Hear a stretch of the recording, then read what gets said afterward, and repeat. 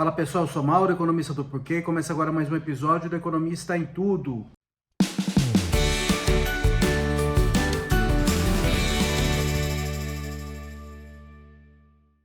Para você que está chegando por aqui, eu convido a se inscrever no nosso canal e a ligar o sino para receber as notificações. Toda semana de 3 a 4, vídeos novos. E também dá uma olhada no nosso site www.porquê.com.br, que tem bastante conteúdo escrito lá. Hoje eu vou dar um panorama da política monetária no Brasil. Na política monetária, a gente está falando basicamente da taxa de juros básica da economia, que é a taxa Selic, que é a taxa que é influenciada pelo Banco Central nas suas decisões de política monetária. A gente viu ao longo dos últimos anos essa taxa de juros subir bastante. Ela veio desde lá no auge lá da pandemia, quando a economia foi para o chão, a inflação caiu em terreno negativo, e aí o Banco Central jogou a taxa de juros lá embaixo para 2% ao ano. Esse é um número não precedente. E aí, com a inflação mostrando as garras, e mostrando as garras no mundo inteiro, a gente viu a Selic subir de novo e subir fortemente. E a gente viu, inclusive, reuniões que o Banco Central subiu em 1 ponto percentual até 1,25 ponto percentual a taxa de juros. Tá? Ela chegou lá 13,75, aí o Banco Central falou assim, olha, agora a gente já subiu bastante a taxa de juros, está no nível bem alto. O que a gente vai fazer agora? Eu vou manter ela durante um período. Manteve lá. E aí começou, a gente lembra lá no começo do governo Lula, aquele embate lá do Banco Central com o executivo, falar tem que baixar a taxa de juros e tal. A inflação cedeu e cedeu bastante. Então a gente está num processo de hiperinflação, e a inflação está num processo benigno mesmo. E aí o Banco Central finalmente começou a cair a taxa de juros nas últimas reuniões. Então já caiu 2 vezes em 0,5 pontos percentuais. Tá? E toda a indicação é que vai continuar caindo. Acho que a discussão agora é no ritmo dessas quedas. É isso que eu gostaria de discutir agora. Então como é que está a inflação? A inflação ela passou de 2 dígitos. E aí como é que o Banco Central ele atua no controle da inflação? Né? Uma das principais missões do Banco Central é manter a inflação sob controle, tá? A estabilidade de preços. E isso se manifesta no sistema de metas de inflação. Então o Banco Central ele recebe uma meta que vem lá do Conselho Monetário Nacional, que ele tem que perseguir. Então, por exemplo, nesse ano, a meta é 3,25, com 1,5 de tolerância para cima e para baixo. Então, o teto do intervalo de tolerância é 4,75. Então, o Banco Central, no fim de cada ano, ele tem que manter, a missão do Banco Central é manter a inflação dentro desse intervalo de tolerância na medida do possível. A hora que a gente olha para os 2 anos anteriores, tá, 2021 e 2022, teve furos na meta de inflação. Em 2021, assim, ela passou de 2 dígitos e aí depois ela veio caindo, mas ainda assim ela vem alta. Em 2022 ainda teve um furo ali, então ficou acima do intervalo de tolerância. Tá? Nesse ano ela vem caindo e ela vem se aproximando do intervalo, mas ainda as medidas expectativas ainda colocam a taxa de inflação acima do intervalo de tolerância. Então se a gente olhar para a pesquisa Focus, que é o que o Banco Central faz tomadas de opiniões junto a consultorias econômicas e departamentos econômicos de bancos do mercado financeiro. E aí eles estão colocando hoje a expectativa mediana, esse é o dado de hoje, da segunda-feira, em 4,83%. Essa é a mediana. Tá? A meta de inflação é 3,25% para o fim do ano, com o intervalo de tolerância de 1,5%. Então o teto do intervalo de tolerância é 4,75%. Tá? Então a inflação caiu, as expectativas caíram, mas elas ainda estão num patamar alto. Então esse aí é o sinal amarelo que o Banco Central está ligando para falar que, olha, como é que vai ser o processo de queda daqui para frente. E tá meio que falando, olha, vamos dar uma seguradinha aí, não vamos acelerar esse negócio. Tá? Então é basicamente isso que o Banco Central está olhando. Tá? Por que essa medida de expectativa é relevante? E, na verdade, basicamente, é justamente via expectativas que o sistema de metas de inflação é efetivo para controlar a inflação, a própria inflação. Tá? Expectativas são importantes porque tem muitos preços na economia que são rígidos.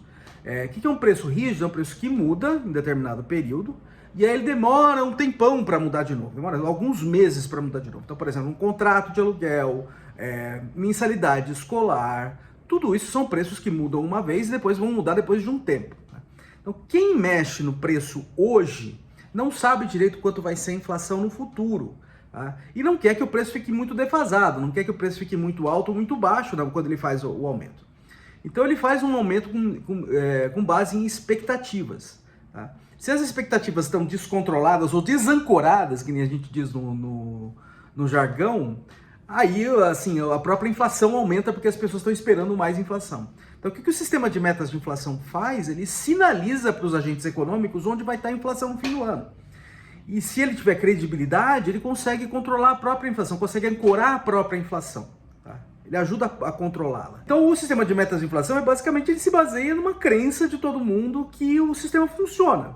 Se você começa a ter furos consecutivos que nem a gente teve recentemente, essa crença começa a ficar abalada. Então essa é a preocupação aqui da autoridade monetária, do Banco Central, é de gerar uma desancoragem de longo prazo no sistema de metas de inflação. De modo que ele perca sua efetividade de controlar a própria inflação, porque as pessoas param de olhar para esse número como uma referência.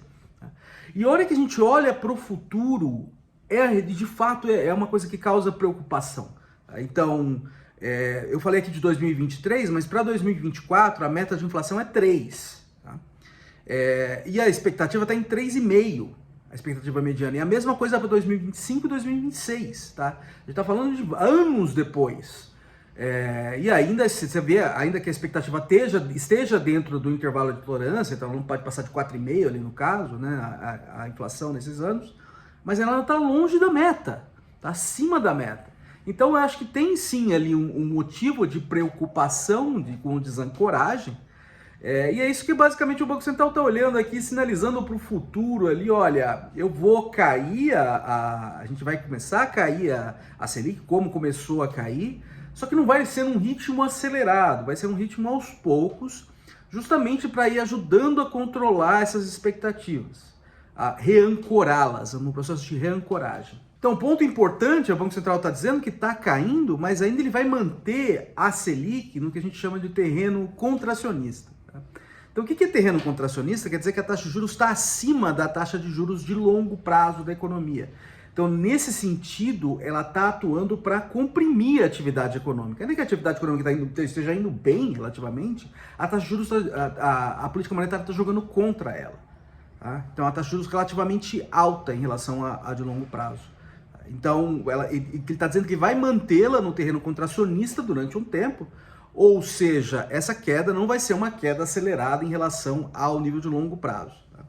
Então, esse é um ponto importante. Olha, vamos trazer essas expectativas de volta. E trazer essas expectativas de volta significa manter essa taxa de juros ali nesse terreno contracionista por um certo tempo, que não está claro ainda como vai ser. Então, acelerar daqui para frente, vai ter esse processo de queda? Não vai acelerar pelo jeito. Tá? Lógico que se os dados de inflação se revelarem muito mais benignos do que eles estão hoje, as expectativas começarem a cair mais fortemente, pode ser que reveja, mas toda indicação e tudo mais constante não vai acontecer nada. Só uma coisa importante sobre o dado da inflação, ela vem reagindo super bem, a inflação. No começo do ano ela já veio baixa. Muito disso foi preço de alimento caindo, foi dólar também favorecendo, o dólar caiu bastante, tá? Só que no período mais recente a gente não vê mais isso tão fortemente. E além disso, a gente vê os preços dos combustíveis também empurrando, no sentido de empurrar a inflação para cima. O que está jogando agora a favor da inflação é serviços. Isso é uma coisa interessante, porque serviços é um preço que ele é pouco afetado por câmbio, por exemplo. Tá? Então a gente está sentindo, acho que agora dá para sentir mais mesmo o poder da política monetária em empurrar essa inflação para baixo em itens que não são tão afetados, por exemplo, pela taxa de câmbio, pelas relações, pelo comércio internacional. Né? Por fim, eu acho que uma outra coisa que voltou à baila agora, nessas discussões que o Banco Central anda fazendo, é o tal do lado fiscal. O Banco Central antes já tinha meio que tirado a ênfase no lado fiscal, e o lado fiscal de fato melhorou bastante, não que o lado fiscal, desculpa, o lado das contas públicas. Tá? E ter contas públicas minimamente arrumadas, e pelo menos uma perspectiva de elas estejam arrumadas no longo prazo, é crucial para manter essas expectativas ancoradas, porque você não tem credibilidade do Banco Central que faça milagre sem um fiscal arrumado. Por quê? Porque se elas têm uma perspectiva que elas estejam desarrumadas lá no longo prazo, tem uma perspectiva também que o Banco Central parta para o desespero, ou o governo parta para o desespero e comece a imprimir moeda imprimir dinheiro para fechar suas contas. Né? Isso não é uma fantasia de economista, isso está acontecendo na Argentina agora. Tá? Então isso é bem importante. Então, tirar esse fantasma do radar é super importante. Tá? Porque se eu tenho uma perspectiva de impressão de dinheiro desenfreada lá na frente, você tem uma perspectiva de inflação alta lá na frente. E a expectativa de inflação já reage hoje. Então você desancora totalmente as suas expectativas. Então tirar esse fantasma da frente é muito importante. O que a gente viu nos meses passados foi um esforço do governo federal de melhorar isso. Do governo federal, tanto o executivo, como o Ministério da Fazenda, como o Congresso. Tá? Avançando no arcabouço fiscal, avançando na reforma tributária. Então, a gente viu também, inclusive, melhoras nas perspectivas de risco da dívida brasileira com função disso. Então, isso aí ajudou. Só que agora está começando a ficar claro que o arcabouço fiscal não se segura sozinho. E aí a gente vê essas tentativas aí do Ministério da Fazenda de arrumar receita em outros cantos. Tá? A gente já vê contingenciamento do governo federal para segurar os gastos. Tá? Então, tudo isso cria alguma incerteza sobre a capacidade do arcabouço fiscal de se segurar sozinho e a necessidade de outras medidas. E aí o Banco Central já está sinalizando isso agora. Tá? Já meio que tinha tirado isso do radar com as melhoras, mas ainda tem esse fantasma, ainda que menor, ele continua por aí. Então é uma coisa para a gente ficar de olho. É isso aí, pessoal. Muito obrigado por ter assistido o vídeo. A gente volta a conversar mais na semana que vem. Deem uma olhada no nosso canal, tem bastante conteúdo lá. O endereço é www.porquê.com.br. A gente também está nas redes sociais, a gente está aqui no YouTube, no Facebook, no Instagram e no Twitter. E é isso aí, até semana que vem. Um abraço.